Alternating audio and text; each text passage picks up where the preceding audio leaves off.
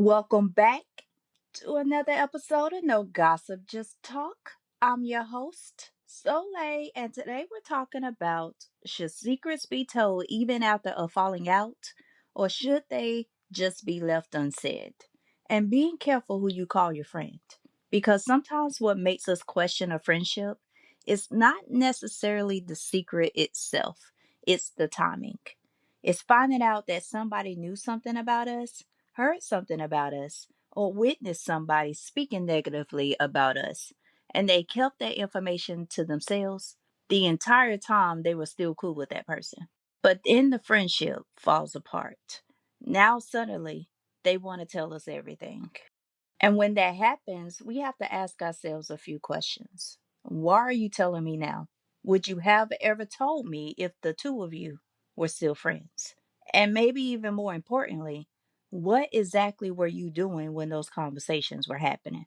Because we have to be careful who we give the title of friend to. Not everybody we laugh with is our friend. Not everybody we spend time with is our friend. Not everybody who knows personal information about us has earned the title of friend. Some people are associates. Some people are acquaintances. Some people are people we share mutual connections with. And there is nothing wrong with that. We get ourselves into trouble sometimes because we give people titles before their actions have earned them. Friendship is not about who you're familiar with. Friendship requires loyalty, honesty, respect, consistency, accountability, and genuine concern for somebody's well being. At least that's what I believe. And that is why situations like this can feel uncomfortable. Just imagine somebody coming to us saying, now that me and this person aren't friends anymore, let me tell you what they used to say about you. Now, to me, immediately, something should make us think. Not because we automatically have to reject what they're telling us. The information could be completely true, but we still have to examine the messenger. Because if you knew somebody was talking negatively about me 6 months ago, a year ago, maybe even longer, why wasn't it important for me to know then? What changed? We also have situations where somebody falls out with a person and suddenly everything that person ever told them becomes public information. Now every conversation gets repeated. Every private moment gets exposed. Every secret gets used as ammunition. And when we see somebody operate like that, we should pay very close attention. If somebody brings us somebody else's secrets every time a friendship ends, we have to understand that one day our secrets could become part of that same conversation. That does not mean we have to become paranoid with every person we encounter. It just means we become observant. And then there's another question we might not want to ask, but probably need to. What did you say? Because if somebody tells us they used to talk about you all the time, we naturally want to know what the other person said. But we also need to know what happened on the other side of that conversation. Like, did you defend me? Did you shut the conversation down? Did you change the subject? Did you tell them you were uncomfortable talking about me when I wasn't there? Or were you sitting there soaking up everything they said? Now, let me tell you, true story. I got a story time for you. I remember being brought back information. So when I confronted the friend at the time talking about me, I needed to understand how I was even brought up in the conversation in the first place. Like, how did my name even come up? And the answer I got was, it's because this person was bored. And I'm sitting there like, bored? If you're bored, why not get off the phone? Go find something to do, watch a movie, clean something, or shoot, take a walk or something. But why does being bored turn into bringing me up in a conversation when I'm not even there? Because now that makes me look at the whole situation differently. And of course, the other person bringing back the information to me tells me they took up for me. But hey, I can only take their word. I I wasn't there, so I'm not sure, you know. But anyway, it's one thing for my name to naturally come up in a conversation. It's another thing when somebody is using me as entertainment because they have nothing else to talk about. And then I have to look at the friend who was on the phone listening to it too. Because if you were willing to keep quiet about how somebody was talking about me because you were still friends with them? What happens the next time keeping something from me helps you stay on good terms with somebody else? That's the part that makes us question the friendship. Not just, can I trust you with my secrets, but can I trust you to be honest with me when honesty make things uncomfortable for you? Because loyalty should not only come up after a friendship ends and there is nothing to lose. Those questions might be uncomfortable, but they are necessary. Because sometimes people want credit for eventually telling us the truth without taking responsibility for how long they participated in the silence.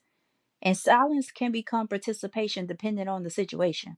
That does not mean every friend has to run back and repeat every negative conversation somebody says about us. Actually, I don't think friendship requires all of that. Sometimes repeating every single thing somebody says can create drama, unnecessary drama at that, and confusion. I do believe maturity teaches us that we don't need to know every opinion people have about us. We don't need reports coming back to us every time our name enters a room. We do not need a friendship built on gossip. I get that. But there is a difference between protecting our peace and hiding something that actually affects us. If the information concerns betrayal, manipulation, something that could damage our reputation, something affecting our safety, our relationship, our finances, or something we generally need to know in order to make an informed decision, then silence becomes different. At that point, we have to ask what loyalty really means. A friend does not have to tell us everything, but a real friend should not comfortably watch us move through a situation without important information simply because revealing it would make things uncomfortable for them. And then on the other side, we have old gossip, old conversations, old petty comments, something somebody said 2 years ago when they were irritated, something that has absolutely no impact on our life today. If the only reason somebody is telling us is because they now want us to dislike the person they fell out with, we need to be careful because now we are being recruited into somebody else's conflict. And we do not have to accept that invitation. We can listen without immediately reacting. We can receive information without letting somebody determine how we should feel. We can say mentally, I hear what you're saying, but I'm going to use my own judgment. Because sometimes somebody want us angry about something they already had plenty of time to address. Now that they are angry, they want us angry too. Another interesting part comes when these two people eventually make up. And I'm sure we have all seen this happen. Somebody falls out with somebody. They tell us everything. They tell us what was said. They tell us what happened. They tell us why we should never trust that person. And then 6 months later, the two of them are friends again. Now all of a sudden we're supposed to forget everything. They're back taking pictures together, going places together, laughing together, and we're left sitting there with information we never asked for. That is why we have to be careful about becoming involved in other people's temporary disagreements. Because sometimes their conflict is temporary, but the information they give us stays in our minds permanently. And they cannot decide when we forgive somebody. They cannot decide when we trust somebody again. They cannot hand us information and then later say, oh, don't worry about it because we're cool now. No, it does not work like that. We get to process what was brought to us in our own time. And that is also why we should think before we reveal somebody else's secrets just because we are angry with them. If the information mattered while the friendship was good, maybe it should have been addressed then.